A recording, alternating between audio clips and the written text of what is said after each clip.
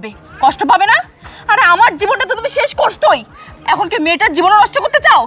শোনো, আমি বেঁচে থাকতে সেটা কখনোই হবে না, আমি আর তোমার সঙ্গে থাকবো না। থাম তুই, আর একটাও কথা না। তোকে অনেকবার বলেছিলাম এই ছোট লোক ফকির মিসকিনকে তুই বিয়ে করিস না। কি পেয়েছিস ওর কাছে এসে তুই? নাই টাকা, নাই পয়সা, একটা ভালো বাড়ি নাই।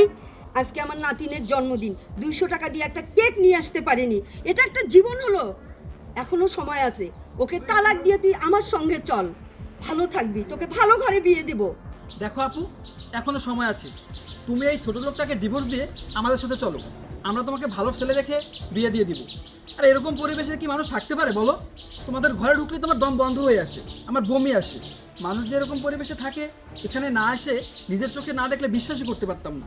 আমি তো এখানে আসতেই চাইনি, শুধু মায়ের কথা এসেছি, ভাগ্নিটার জন্মদিন বলে, নয়তো আমি এখানে কোনোদিনও আসতাম না।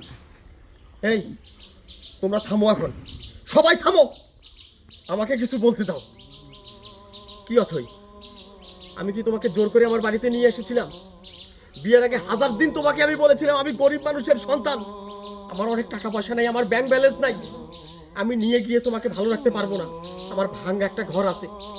তুমি বাধ্য করেছো তোমাকে বিয়ে করতে, আমি তো তোমাকে বিয়ে করতে চাইনি।